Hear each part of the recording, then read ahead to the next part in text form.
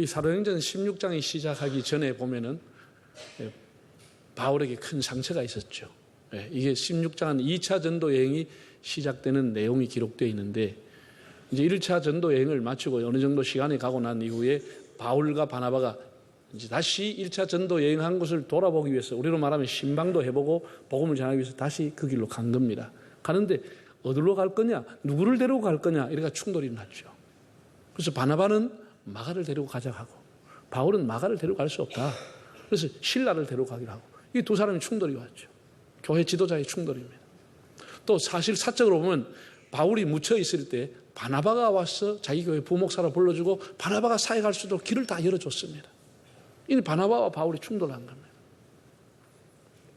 그래서 결국은 두 사람이 다투다가 갈라졌습니다. 바나바는 마가를 데리고 배로 출발하고, 바울은 실라를 데리고 육지로 제2차 전도 여행을 출발을 했습니다. 매우 마음이 쓸쓸했습니다. 허전했습니다. 참 인간관계 그렇게 깨졌습니다. 그래서 이제 당도한 것이 루스드라라고 하는 곳에 왔습니다. 거기서 뜻밖의 하나님이 예배해 놓은 새로운 사람을 만나게 하십니다. 여러분, 우리가 인생길을 살아가면서 참 좋은 사람을 만난다고 하는 것이 하나님이 주신 선물이요 축복임을 늘 깨닫습니다. 이 디모데라고 하는 청년, 그 지역에서 신실한 사람으로 칭송받고 있는 디모데를 만나게 됩니다. 바울의 일생에서 디모데를 만났다고 하는 것, 디모데 역시 바울을 만났다고 하는 것, 두 사람 다 아주 복된 만남입니다. 바울은 사적으로 디모데를 가리켜서 내 아들아 그렇게 부르기도 하고, 너 하나님의 사람아 라고 부르기도 했습니다. 우리가 바울의 유언격이라고 하는 디모데 후서를 읽어보면은 사랑하는 디모데에게 네가 자주 나는 위장병을 인하여서 포도주를 한 번씩 먹어보면 어떻겠느냐. 정말 아버지가 아들을 사랑하는 마음으로 너가 겨울이 오기 전에 속히 내게로 오라. 내 얼굴을 보고 싶다. 이런 바울의 그 연민의 정이라 할까? 끝까지 디모데를 챙기고 아끼는 마음을 볼 수 있습니다. 사람이 좋은 사람 만나서 선한 영향을 받고 키움을 받고 또 성숙하게 되고 귀하게 쓰임 받는 그런 일도 있고, 잘못된 사람 만나서 악한 영향을 받고 하나님도 떠나게 되고 교회도 떠나게 되고 목회자를 불신하게 되는 그런 악한 영향을 받을 수도 있습니다. 우리나라 통계청 자료에 의하면은 관계에서 오는 피로감 때문에 혼술, 혼밥이 뭐죠? 혼자 밥 먹는 사람은 혼밥이라 그래요. 혼자 술 먹는 사람은 혼술이라 그래요.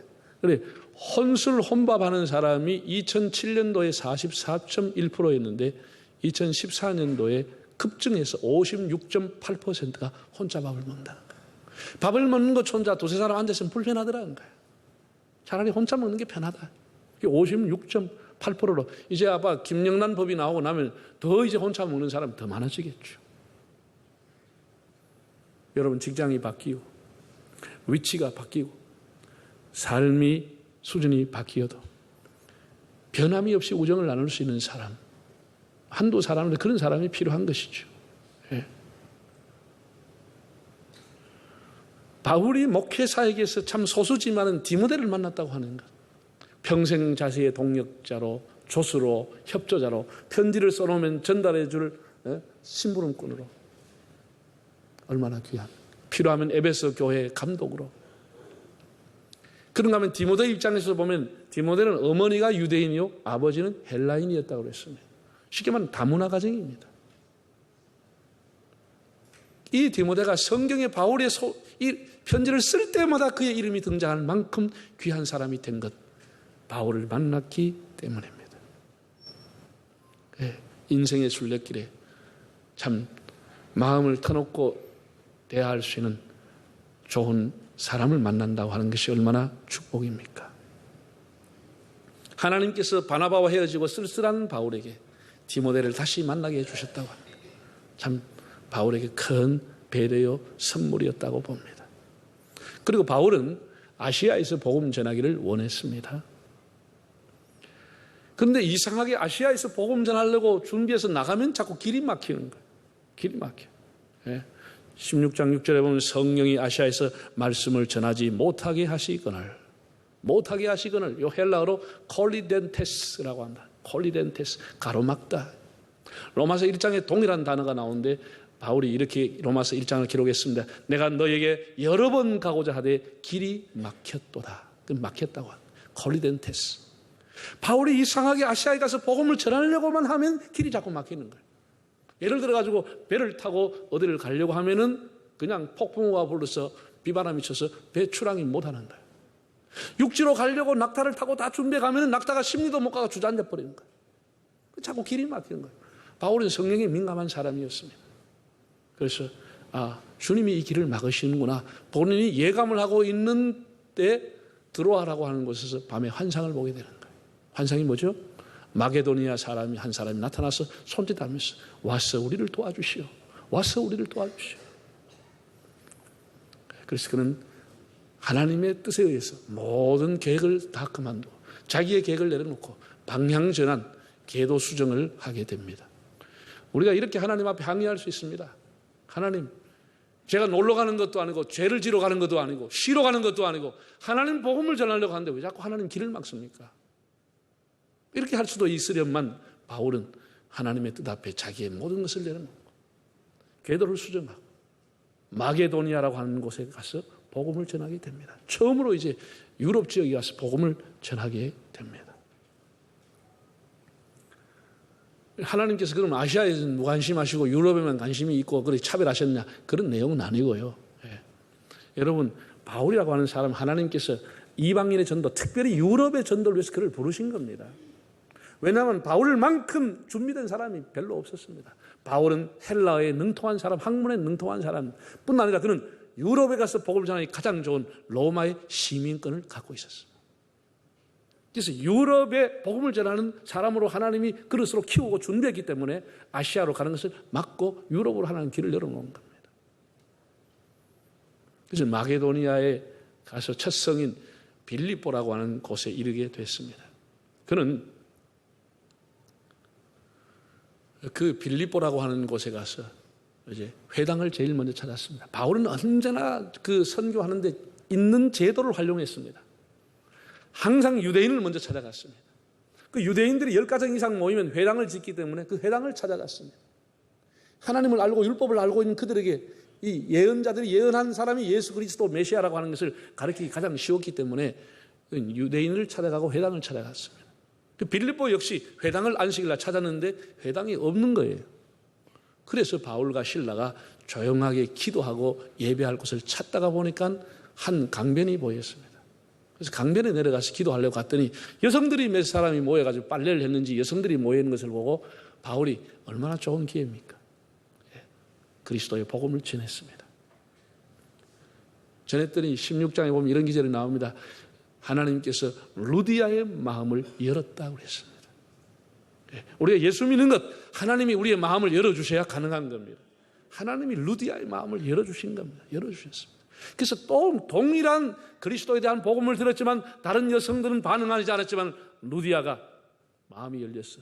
예수 그리스도를 영접하고 바울 일행을 자기 집에 모셔다가 접대를 하고 온 집이 세례를 받게 되며 그리고 이 여성은 옷감, 자주옷을 파던 벌써 비즈니스 우먼이었습니다. 여러 곳을 다니면서 사업하는 기업가였습니다. 그러니까 통도 크고 마음도 크고 집도 크고 했을 거 아닙니까? 그러니까 자기 집을 내어주면서 여기서 복음을 전하시라고, 여기서 상주하며 복음을 전하시라고. 그래서 그것이 소위 말하는 유럽 최초의 빌립보 교회가 된 것입니다. 루디아의 집입니다. 집. 그러니까 바울이 느끼는 겁니다. 참 하나님 앞에 이렇게 자기 궤도를 수정하고 하나님 앞에 순종하며 선교하러 왔더니 하나님이 여기 디모데를 만나게 하시죠. 루디아를 만나게 하시죠. 세상에 전혀 상상하지 못했던 그 좋은 집에서 접대받으면서 복음을 전할 수 있는 교회가 생겼죠. 이게 하나님이 예비하시는 길입니다. 지금도 우리가 우리의 뜻이 아니고 하나님의 뜻에 순종하면은 길은 캄캄하지만 가면은 하나님 어느 날 하나씩 문을 열게 하시는 겁니다. 그래서 빌립보에서 이제 그 가정교회를 하면서 바울이 복음을 전하는데 어느 날 시내 나가서 복음을 전하러 나갔는데 웬 여자가 처녀가 앉아가지고 점을 치는데 사람이 꽤나 서 있고 너무너무 불쌍하게 보이는 거예요. 귀신에 붙들려 가지고 귀신이 하는 대로 하고 귀신이 시키는 대로 점을 치고 있는 거예요. 그래서 바울이 너무 불쌍해서 나사렛 예수의 이름으로 명하노니 더러운 귀신아 떠나가라. 그래서 그 여자가 정상으로 돌아와 버린 거예요. 여러분, 이게 얼마나 축하할 일입니까? 얼마나 기뻐할 일입니까? 그런 어떤 일이 있어도 사람들은 다 기뻐하지 않습니다. 그 여자를 데리고 있는 주인은 수입이 끊어져 버린 거예요. 정상으로 돌아오니 이 점을 못 치는 거예요. 사람의 인권과 생명을 중요하게 여기지 않고 돈만 귀중하게 여겼던 그 주인이 바울을 고소한 거예요. 뭐라고 고소했죠? 이상한 풍속을 전하는 놈이 왔다. 이상한 풍속을 와서 우리 도시를 망하게 한다. 이렇게 해서 때리고 옷을 벗기고 이 사람을 관가로 끌고 가서 또 높은 사람하고 항상 이 뇌물에 고려가 있으니까 이 사람은 불문곡직하고 바울을 그냥 매를 때린 거예요. 옷을 벗기고 매를 친 거예요. 뭘 하는 사람인지, 너가 전하는 풍속이 뭔지 일체 물어보지 않고 그냥 매를 친 거예요. 그러다 떡이 되도록 맞은 거예요. 자, 23절, 25절까지 한번 읽어보겠습니다. 많이 친 후에 옥에 가두고 간수에게 명하여 든든히 지키라 하니 그가 이러한 명령을 받아 그들을 기쁜 옥에 가두고 그 발을 착고에 든든히 채웠더니 한밤중에 바울과 실라가 기도하고 하나님을 찬송하며 죄수들이 듣더라. 많이 친 후에, 지난 개혁 성경에 심한 매질 후에, 그리고 착고에 걷어 채웠어. 기쁜 옥에 가둬버렸어. 참 한밤중에 그럼에도 기도와 찬송을 했는데 다른 죄수들도 들었다라고 했습니다. 이런 광경이 여러분 머릿속에 그림이 그려지지요? 한밤중에, 참 절망 중에 절망한 시간대에, 낙심 중에 낙심하는 그 시간대, 얼마나 맞았는지 살이 터지고 피가 나고 옷하고 붙어가지고 움직이기만 하면 다시 살까지 찢어지는 그 고통 중에 고통의 시간대, 기진맥진한 시간, 제대로 바닥에 누울 수도 없는 착고에 매인 상태, 너무 분하고 억울하지 않습니까? 바울이 사기꾼입니까? 협작꾼입니까? 살인자입니까? 폐역무도한 행동을 했습니까? 오히려 귀신에게 인생을 팔려가는 여인을 정상으로 고쳐준 것 가지고 그는 상받고 칭찬받을 일임에도 수없이 매질을 당하고 이유 불문하고 처박아 감옥에 갖다 넣었습니다. 더구나 바울은 지금 로마 사람입니다. 로마 사람은 그렇게 다룰 수가 없도록 법이 되어 있습니다. 그 억울함 속에서도 바울이 중얼중얼 기도한 것이 아니고 다른 사람이 들을 수 있는 큰 소리로 하나님을 찬송하고 기도했다는 사실입니다. 우리가 영어로 찬송하다 그러면 praise라고 하는 단어를 씁니다. 근데 praise의 원래 단어는 찬송하다가 하는 게 아니고 칭찬하다 그런 뜻을 갖고 있습니다. 원어적인 의미는 칭찬하다. 그러니까 바울이 그렇게 매를 맞고 있으면서도 하나님을 칭송하고 하나님을 노래한 것은 하나님 잘하신 일입니다. 하나님 영광 받으십시오. 하나님 뜻이 어디에 계십니까? 그 한밤중의 고통 속에서도 하나님을 칭송했다는 거예요. 하나님을 칭송했다. 절규하듯이 이 감옥에서 자기를 나가게 해달라고 기도하지 않았습니다. 만일 하나님이 살아계시면 내가 어떻게 이렇게 억울한 일을 당할 수 있습니까? 저를 이 옥문에서 나가게 해주십시오. 그렇게 기도하지 않았다는 거예요. 왜? 나중에 옥문이 열렸을 때도 그는 나가지 않았습니다. 그런 기도를 하지 않았기 때문에 안 나간 겁니다. 만약에 그가 그런 기도를 했다고 하면 옥문이 열렸을 때 아이쿠 하나님 빨리도 응답하시는구나 하고 먼저 나갔겠죠. 그는 옥문에서 나가게 해달라고 기도하지 않았기 때문에 옥문이 열려도 나가지 않았습니다. 그럼 바울은 감옥에서 무엇을 기도했을까요? 한밤중에 고통 중에 그는 뭐라고 기도했을까요? 오늘 우리가 인생의 한밤을 만났을 때 우리는 하나님 앞에 뭐라고 기도해야 되죠? 어떤 내용을 하나님 앞에 구해야 되죠? 바울은 다메섹에서 그리스도를 만나고 체험한 이후에 그의 인생을 전환한 이후에 한 번도 예수 그리스도의 존재를 부인해 본 적이 없습니다. 자신에게 일어나는 모든 일 하나하나 주님이 모르시는 일이 없다고 그는 믿었습니다. 주님이 한순간도 자기를 떠나지 않는다고 믿었습니다. 1차 전도 여행 때도 숱한 핍박과 고난과 시련과 죽음의 위기가 있었지만 그것을 지켜보신 하나님께서 오늘까지 인도하셨는데 지금 지켜보실 하나님께서도 반드시 자기를 통해서 이 빌립보 성에 하나님의 구원의 뜻을 이룰 거라고 그는 확신했습니다. 이 사건을 통해서도 자기를 이끌어 주실 하나님, 이 고통과 이 한밤중에서 자기 인생을 이끌어 가실 하나님, 이 빌립보를 구원하실 하나님, 그 하나님의 뜻이 무엇인가를 기도했을 겁니다. 그는 두려워하지 않았습니다. 그 두려움이 변하여 내 기도 되었고 첫날의 한숨 변하여 내 노래 되었네. 그런 그 두려움이 기도가 되고 그의 한숨과 탄식이 변해서 하나님을 노래하는 인생이 됐습니다. 이런 기도와 찬송을 부르는 동안에 놀라운 일이 일어났습니다. 그냥 큰 지진이 나고 그 쇠로 된 옥문이 활짝 열리고 착고가 다 풀려지면서 정말 경천동지할 일이 일어났습니다. 상상하지 못할 일이 일어났습니다. 엄명을 받고 자기들을 지키고 있던 간수들조차도 다 떨어져서 깊은 잠을 빠져 있을 때에 이 엄청난 일이 감옥 안에서 일어났습니다. 여러분, 모든 사람과 온 세상이 다 잠들어 있어도 확실한 것은 우리를 지키신 하나님은 졸지도 아니하시고 주무시도 아니하시고 우리를 지켜주시는 줄 믿습니다. 아무도 보는 사람이 없어도 하나님 늘 우리의 출입을 지켜보고 있습니다. 캄캄한 밤에 아무도 알아주는 사람이 없지만 하나님께서는 이 사실을 보고 계시고 그날 놀라운 일이 바울과 실라의 목전에서 일어나게 했습니다. 그제서야 깜짝 놀란 이 간수가 일어나 보니 문이 활짝 열려 있었어요. 그가 구석에 있는 제수가 눈에 들어온 것이 아니고 문이 활짝 열려 있는 것을 보고 너무 깜짝 놀란 거예요. 자기가 다음날 날이 밝으면 가서 상관에게 가서 보고해야 되고 어떤 일이 났냐, 네가 그동안 뭐 했느냐, 뭐 이런 걸 따지고 묻고 자기를 신문하고 고문할 것을 생각하니까 너무 두려웠어. 차라리 내가 죽는 게 낫겠다. 내가 내일 붙잡혀 가서 고문당하고 할 얘기도 아무것도 없고 잠자고 있었는데 내가 차라리 죽는 게 낫겠다. 그래서 칼을 빼 자기를 하려 하거늘 칼을 빼 생을 마감하려고 한 거야. 칼을 빼는 걸 보고 구석에서 큰 소리가 들려왔습니다. 죽지 마! 고함 소리가 들려. 자살하지 마! 큰 소리가 들려. 얼마나 더 놀랬겠습니까? 더 놀래. 제수들이 문 열어놓고 다 도망가는 줄 알았는데. 그래서 등불을 켜고 가서 더듬더듬 가보니까 세상에 그렇게 떡이 되도록 맞았던 바울과 실라가 의젓하게 앉아있는 것입니다. 여러분 그런 일을 당하면 여러분 어떻게 하겠습니까? 어떻게 해야 되겠습니까?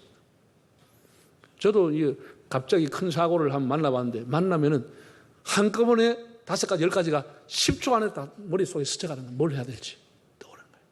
아마 이 사람 머릿속에 몇 가지가 떠나갈 거예요. 스쳐갈 거예요. 죄송합니다. 제가 사람을 어제 몰라 뵀습니다. 라고 하든지 아니면 제 자살을 막아주셔서 감사합니다. 도망가지 않고 여기에 있어서 너무 감사합니다. 라고 해야 될지 아니면은 죄송합니다. 다시 착고에 매야 되겠습니다. 라고 해야 될지 여러분 같은 뭐 해야 되겠습니까?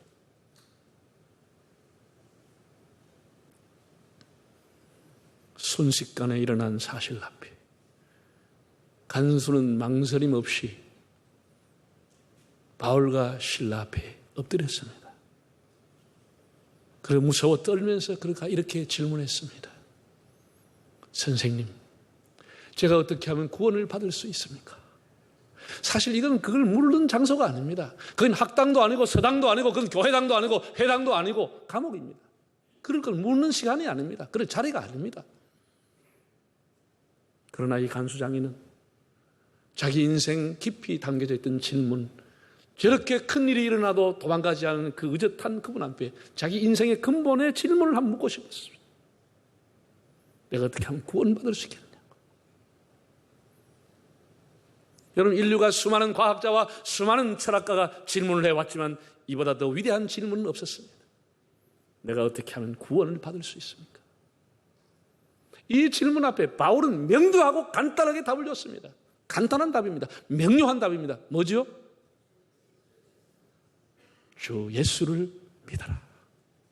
주 예수를 믿어라. 30절, 31절 한번 읽어보겠습니다.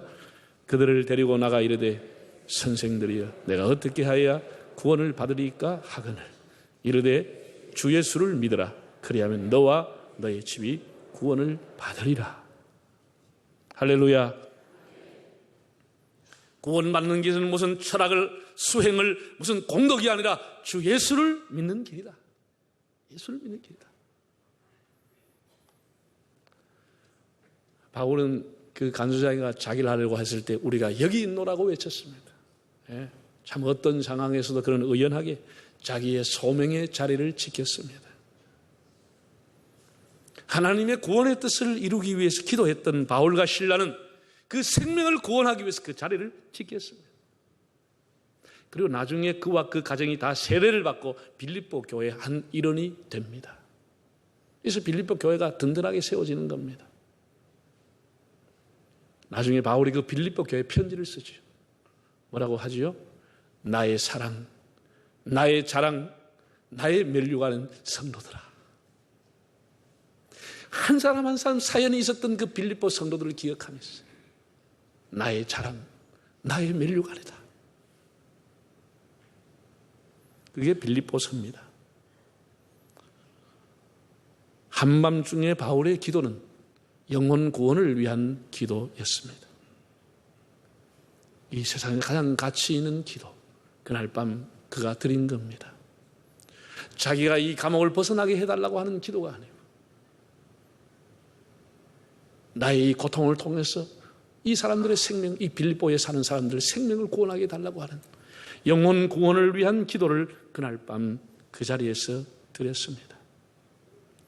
여러분들을 그 자리, 그 지위에 있게 하신 하나님의 뜻이 어디에 있을까요? 여러분이 인생 한밤중에라도 드릴 수 있는 기도가 무엇일까요?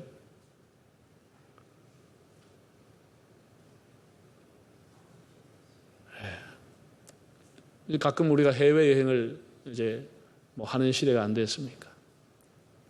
해외여행을 하면은 뭐 짐을 싸고 좀 설레이는 마음으로 이렇게 그 비행장으로, 탑승장으로 나가면은 밖에는 비가 오고 바람이 불고 막 이래가지고 계속 그 보드판에 뜹니다. 딜레이. 1시간 이후에 또 방송이 나옵니다. 2시간 이후에 또 이렇게 해가지고 계속해서 막 3시간, 4시간 딜레이 되고 심지어 날짜가 넘어갑니다. 그러면 기다리는 사람 지칩니다. 오늘 못 가는구나.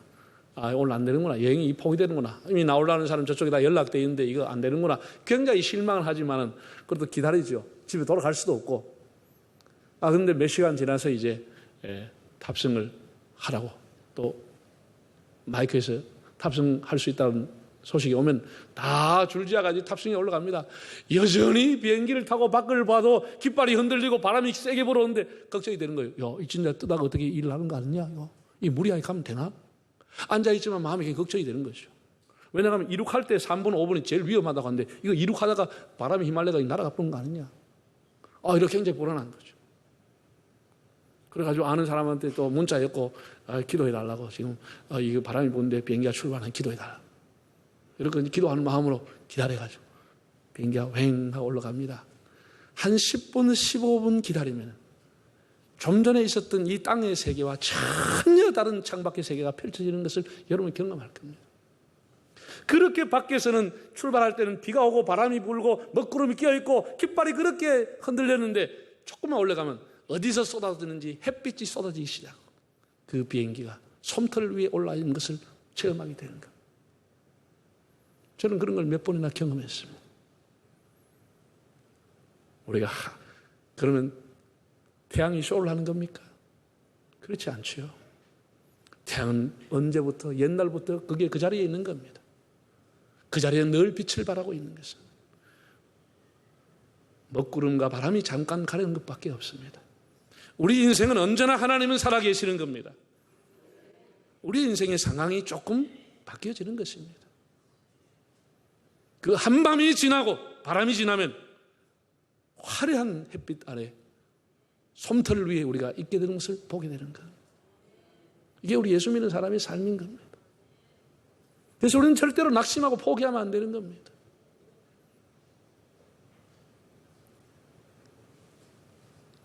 아무리 인생의 한밤이 와도 포기하면 안 되는 것입니다. 하나님은 늘 여전히 그 자리에 계십니다.